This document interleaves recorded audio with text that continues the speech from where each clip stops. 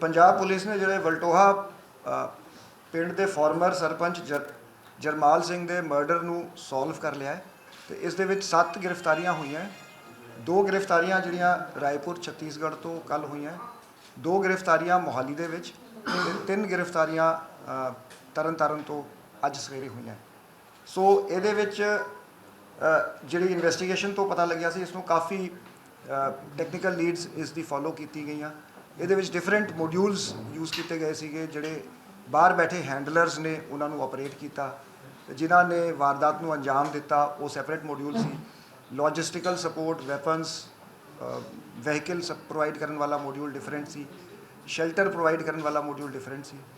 ਤੇ ਇਸ ਦੀ ਇੰਪੋਰਟੈਂਸ ਨੂੰ ਵੇਖਦੇ ਹੋਏ commissionerate Amritsar, counter intelligence, AGTF ਤੇ ਪੰਜਾਬ ਪੁਲਿਸ ਦੀ ਸਾਰੀ ਯੂਨਿਟਸ ਨੇ ਮਿਲ ਕੇ ਇੱਕ CCTV ਟ੍ਰੇਲ ਨੂੰ ਸਾਇੰਟੀਫਿਕਲੀ ਟਰੈਕ ਕੀਤਾ ਗਿਆ ਤੇ ਟੈਕਨੀਕਲ ਇਨਪੁਟਸ ਤੋਂ ਬਾਅਦ ਜਿਹੜੇ ਅਸੇਲੈਂਟ ਸੀਗੇ ਉਹਨਾਂ ਨੂੰ ਡਿਫਰੈਂਟ ਥਾਵਾਂ ਤੇ ਮੋਹਾਲੀ, ਦਿੱਲੀ, ਉਸ ਤੋਂ ਬਾਅਦ ਮਹਾਰਾਸ਼ਟਰ, ਨਾਂਦੇੜ ਸਾਹਿਬ, ਬਿਹਾਰ ਦੇ ਵਿੱਚ ਟਰੈਕ ਕੀਤਾ ਗਿਆ।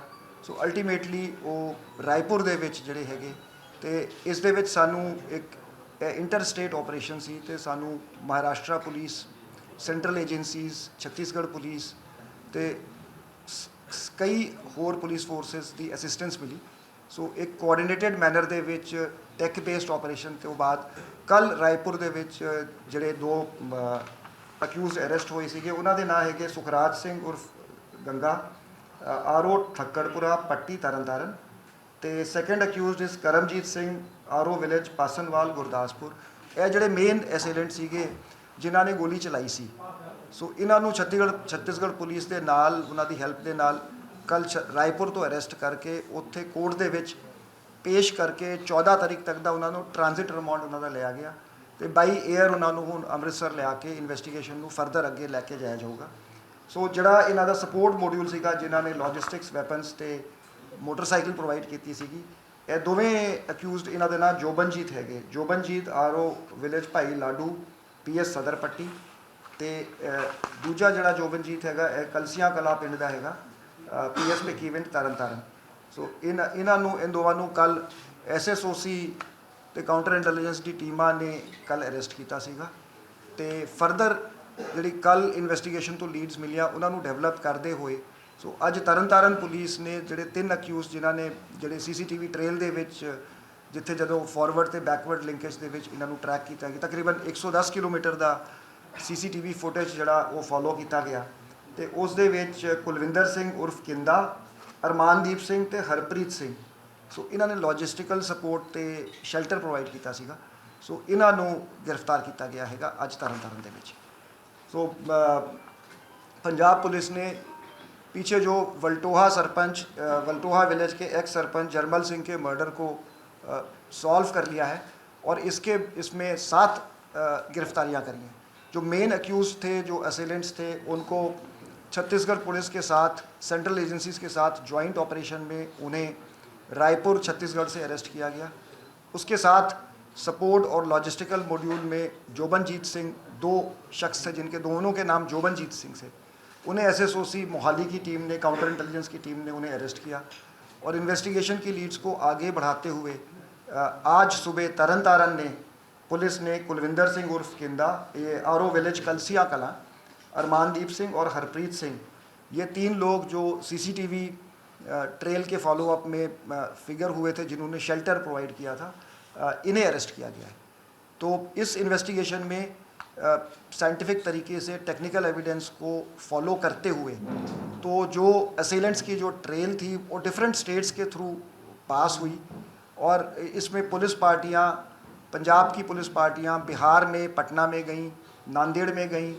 उसके बाद असेलेंट्स को ट्रैक किया गया रायपुर छत्तीसगढ़ में और लोकल पुलिस की मदद से, सेंट्रल एजेंसीज़ की मदद से इन्हें लोकेट किया गया और इन्हें कल रायपुर में गिरफ़्तार करके जो ये 2 असेलेंट्स थे, सुखराज और करमजीत, तो इन्हें लोकल कोर्ट में पेश करके इनका 14 तारीख तक ट्रांजिट रिमांड लेके इन्हें बाई एयर पंजाब ले आया जा रहा है।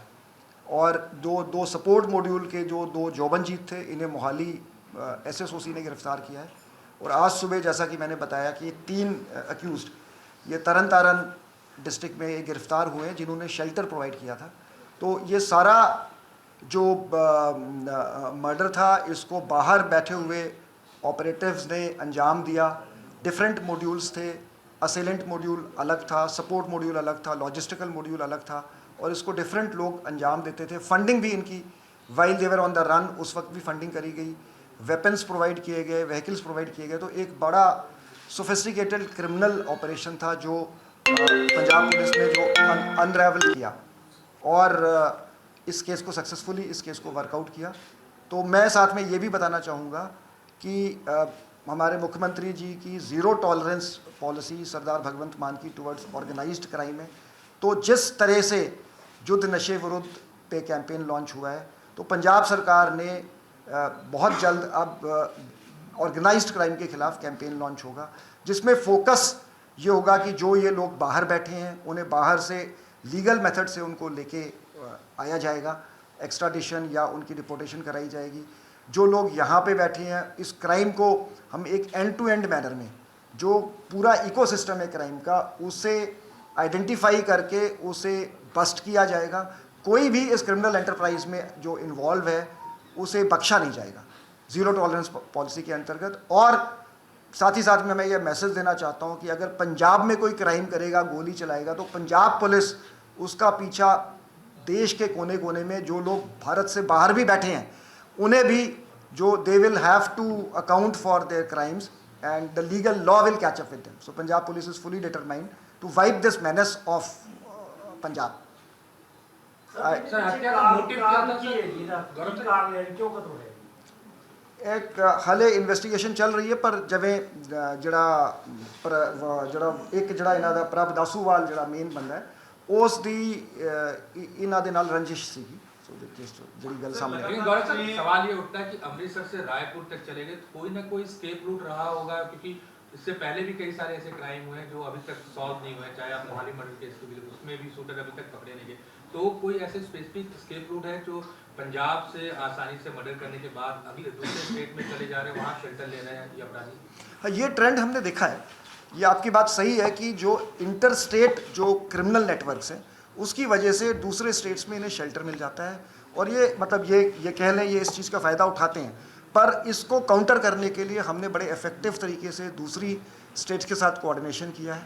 और उस केस में भी मैं बताना चाहूँगा कि मतलब नहीं तो अगर आपको दोबारा चाय पिलाने का मौका नहीं मिलेगा तो बहुत जल्द जो मोहाली मर्डर केस है वो भी हम क्रैक कर देंगे। हमें बहुत इंपॉर्टेंट क्लूज़ मिले हैं तो हमारा कोई भी केस अनसॉल्व नहीं है। अगर आप देखेंगे पिछले साल जो भी हमारे क्राइम्स हुए हैं हमने 100% सारे केसेस सॉल्व किए। सच्चाई है लगातार पोस्ट जो कोई भी क्राइम होता है तो उसके बाद पोस्ट आ जाती है, कितनी सही है या फेक डालते हैं, मतलब उसमें क्या सच्चाई है? देखिए कई बार सही भी होती है, कई बार एग्जैजरेटेड होती है, कई बार एब्सोल्युटली फेक होती है। जैसे स्पेशली जो हमने जो ग्रेनेड वाले मसलों में देखा है कि इंसिडेंट नहीं होता है तो ये एक साइकोलॉजिकल वॉरफेयर है। अब जैसे 4-5 लोग क्लेम कर देते हैं, इन्वेस्टिगेशन में फिर पता लगता है कि सभी का रोल नहीं है, कुछ लोगों का रोल होता है, कुछ का नहीं रोल होता है, तो वो एज अ ग्रुप क्लेम करते हैं। तो इसकी कोई बहुत ज़्यादा रिलायबिलिटी नहीं है जो सोशल मीडिया के क्लेम्स होते हैं। Sir there is a breach of privilege on you, आपको उसके ऊपर क्या कहना है? स्पेशली जो एआई के ऊपर आज सुनील जाखड़ ने भी कहा है कि सीएम का भी एक वीडियो है उसका कोई ऑथेंटिफिकेशन हुआ है। तीसरा सवाल है जो आप लोगों ने एक एफआईआर किया है जिसमें सुखपाल खेड़ा, सुखबीर बादल और बाकी लोगों को नेम किया है, क्या बेसिस है उसका और क्या आप ऑथेंटिकेशन शेयर करेंगे जो आपके एसीएस मोहाली में आप लोगों ने किया था उसके ऊपर? Ma'am, I cannot comment on ongoing matters, so I will not offer any comments in the matter. DGP साहब ने सर इतना बता दी, जैसे सुनील जाखड़ ने ट्वीट किया है जो वीडियो की फोरेंसिक जांच हो इस पे आपको एक चिट्ठी लिखी है, शिकायत दी है, उस पे क्या कहना? नहीं, मुझे अभी तक कोई चिट्ठी नहीं मिली। अगर चिट्ठी आएगी तो उसको मैं जैसे मैंने पहले भी कहा था कि जो हमारे यहाँ work as per law clearly cut out है तो डीजीपी का मेन रोल पॉलिसी मेकिंग में होता है। जैसे क्राइम की कह लें डे टू डे, इसीलिए मैंने रिक्वेस्ट करी अपने कमिश्नर साहब को, इन्हें अमृतसर से बुलाया कि अगर सप्लीमेंट्रीज़ हैं, आपने कोई डिटेल्स पूछने हैं। सो कंसर्न हमारे जो एसएसपी हैं, कमिश्नर ऑफ पुलिस हैं, तो एक उनका जो वर्क एरिया, क्योंकि सभी चीज़ें मेरे संज्ञान में भी नहीं होती हैं और सभी इस लेवल के स्टेट लेवल पे बहुत सारी चीज़ें जो हैं वो डिस्ट्रिक्ट लेवल पे ही उस पर डिसीजन लिया जाता है। सर अपोजिशन एलिगेशन लगाता है कि पंजाब पुलिस पॉलिटिकल उसमें काम करती है। जैसे एक वीडियो का मामला है कपिल मिश्रा की, तो एकदम से फॉरेंसिक जो है एग्जामिनेशन हो गई। तो पटियाला वाला इशू आया, उसमें फॉरेंसिक एग्जामिनेशन नहीं हुई। तो अपोजिशन बोल रहा है कि पॉलिटिकली मोटिवेटेड है। नहीं, पंजाब पुलिस बिल्कुल फेयरली मेरिट बेस्ड इन्वेस्टिगेशंस करती है, तो इससे ज़्यादा मैं इस विषय पे नहीं बोलना चाहूँगा। सर एक दो ਲੈਟਰਸ ਵਾਇਰਲ ਹੋ ਰਹੀਆਂ ਨੇ ਵਿਕਰਮ ਮਜੀਠੀਆ ਦੀ ਥ੍ਰੈਟ ਇਸ਼ੂਜ਼ ਨੂੰ ਲੈ ਕੇ, ਉਸ ਦੇ ਉੱਤੇ ਕੋਈ ਕੀਤਾ ਜਾ ਰਿਹਾ sir? Again, I'll offer no comments on security matters. It will be not appropriate to comment. पर सर आप लोगों ने एफआईआर किया है तो थोड़ा पब्लिक डोमेन में तो वो बात आनी चाहिए कि किस बुनियाद पे किया गया। Is it बेयरली basically on tweet of Kapil Mishra? और क्योंकि इस तरह के जहाँ पे हम आईटी एक्ट की बात करते हैं वहाँ पे क्या, क्योंकि बहुत सारे ट्वीट्स होते हैं, रीट्वीट्स होते हैं। नहीं ma'am, I would have loved to reply to this, but since the matter has been taken cognizance of by Delhi Vidhan Sabha, so it would not be appropriate to say anything. Will you appear before them? I cannot say anything on the matter. आपको notice मिला है sir वहाँ पे दिल्ली विधानसभा अध्यक्ष को? I cannot comment on this issue. Sir, regarding this Sarpanch's murder, to come back to the main issue, the thing has been solved as you say, but there are some lapses which took place. I believe he was protected. I believe he had some personnel assigned to him. There were some other protectees also present there whose protection parties were present outside the venue perhaps. And despite that, these people walked in, killed him and walked away. Don't you feel that there is some lapse over there? I agree with you. You see, I would rather amplify what Mr. China is saying. Ki yes, once we speak about, in my last press conference, I had said that I had given figures and said that ki crime has not increased much in Punjab as murders have gone down. But at the same time, I would agree ki jade strategic crimes hai or high impact crimes. So this crime was a high impact crime, and I fully agree that lapses, if any, would be looked into and punished. And you are correct that security personnel were assigned. So we are looking into this and appropriate responsibility will be fixed. Sir ये जो दिन दिहाड़े हत्याएं हो रही हैं, अनमास्क्ड हैं, कोई फेयर ऑफ पुलिस नहीं नजर आ रहा है, क्या कारण है इसका? और ये जो गैंग्स क्या है, पहले यूपी में जैसे बहुत सक्रिय होते थे, अब पंजाब हरियाणा की तरफ आपको लगता है क्यों स्ट्रैटेजिकली मूव किए हैं?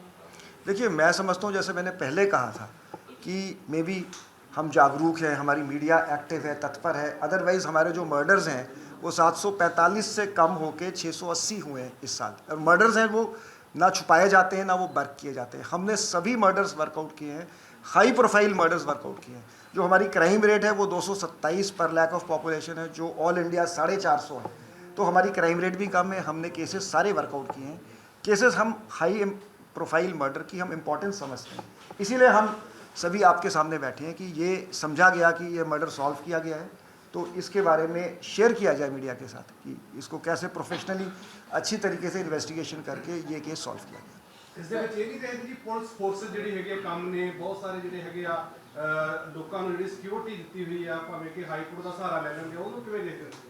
ਨਹੀਂ, ਤੁਹਾਡੀ ਗੱਲ ਠੀਕ ਹੈ ਕਿ ਅਸੀਂ ਇਹਦੇ ਲਈ ਐਫਰਟਸ ਜਿਵੇਂ ਮੈਂ ਦੱਸਿਆ ਸੀ ਕਿ 1600 ਨਵੀਆਂ ਪੋਸਟਾਂ ਮਿਡਲ ਰੈਂਕਸ 'ਚ ਜਿਹੜੀਆਂ ਉਹ ਕ੍ਰੀਏਟ ਕੀਤੀਆਂ ਗਈਆਂ ਤੇ ਨਵੀਂ ਰਿਕਰੂਟਮੈਂਟ ਹੁਣ ਇਸ ਸਾਲ 3400 ਕਾਂਸਟੇਬਲਸ ਦੀ ਰਿਕਰੂਟਮੈਂਟ ਹੋਊਗੀ। ਸੋ ਹਰ ਸਾਲ ਪੁਲਿਸ ਦੀ ਨਫਰੀ ਵਧਾਈ ਜਾ ਰਹੀ ਹੈ ਤੇ ਸਾਡੀ ਹਮੇਸ਼ਾ ਕੋਸ਼ਿਸ਼ ਹੈਗੀ ਕਿ ਨੌਨ ਕੋਰ ਡਿਊਟੀਜ਼ ਤੋਂ ਕੋਰ ਡਿਊਟੀਜ਼ ਵੱਲ ਜਿਹੜਾ ਪੁਲਿਸ ਨੂੰ ਡਿਪਲੋਏ ਕੀਤਾ ਜਾਏ।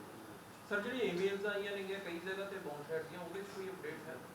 ਹਾਂਜੀ, ਜਿਹੜੀ ਈਮੇਲਸ ਆਈਆਂ ਨੇਗੀਆਂ ਬਾਉਂਸ ਹਾਂ, ਇਹਦੇ 'ਚ ਅਸੀਂ ਇਨਵੈਸਟੀਗੇਟ ਕਰ ਰਹੇ ਹਾਂ। ਅਗੇਨ ਮਤਲਬ ਤੁਸੀਂ ਜਿਹੜਾ ਪੁਆਇੰਟ ਆਊਟ ਕੀਤਾ ਹੈ ਕਿ ਇਸ ਦੇ ਵਿੱਚ ਬਹੁਤ ਕਾਮਯਾਬੀ ਨਹੀਂ ਮਿਲੀ ਹੈ ਕਿਉਂਕਿ ਉਹ ਪ੍ਰੋਕਸੀ ਸਰਵਰਸ VPNs ਦੀ ਵਰਤੋਂ ਹੁੰਦੀ ਹੈ। ਸੋ ਅਸੀਂ ਸਰਟ ਇਨ ਨਾਲ ਵੀ ਇਨ ਟੱਚ ਹੈਗੇ ਤੇ ਸਾਡੀ ਕੋਸ਼ਿਸ਼ ਹੈਗੀ ਕਿ ਜੇ ਈਮੇਲਸ ਦੇ ਓਰੀਜਿਨੇਟਰ ਤੱਕ ਪਹੁੰਚਿਆ ਜਾਵੇ। ਇਹ ਮਤਲਬ ਇੱਕ ਨੈਸ਼ਨਲ ਇਸ਼ੂ ਹੈ, ਦੂਜੀ ਸਟੇਟਾਂ 'ਚ ਵੀ ਇਸ ਤਰ੍ਹਾਂ ਦੀ ਈਮੇਲਸ ਆਈਆਂ हैं and we have not been able to solve it so far. Sir वर्तुहा सरपंच मर्डर केस में सर ये नोट्स एक साथ कैसे कनेक्ट हुए हैं, किसका क्या रोल था, थोड़ा सा अगर ब्रीफली कुछ कहानी बता पाएं आप? बेसिकली मतलब प्रभ दासूवाल was the main mastermind. Motive जिवें तुसीं पुछिਆ ਸੀਗਾ, motive was personal enmity. So प्रभ दासूवाल आप भी गल करदा सी, people on his behalf ਜਿਵੇਂ ਉਹ ਫਿਰ ਡਿਫਰੈਂਟ ਮੋਡਿਊਲਸ ਨਾਲ ਡਿਫਰੈਂਟ ਲੋਕ ਆਪਸ 'ਚ ਇਨ ਟੱਚ ਰਹਿੰਦੇ ਸੀ ਜਿਹੜੇ ਫੋਰਨ ਬੇਸਡ ਜਿਹੜੇ ਆਪਰੇਟਿਵ ਸੀਗੇ। ਮੋਡਿਊਲਸ ਨੂੰ ਇੱਕ ਦੂਜੇ ਦਾ ਨਹੀਂ ਪਤਾ ਹੁੰਦਾ ਸੀ, ਜਿਵੇਂ ਸਿਰਫ on a need to know basis.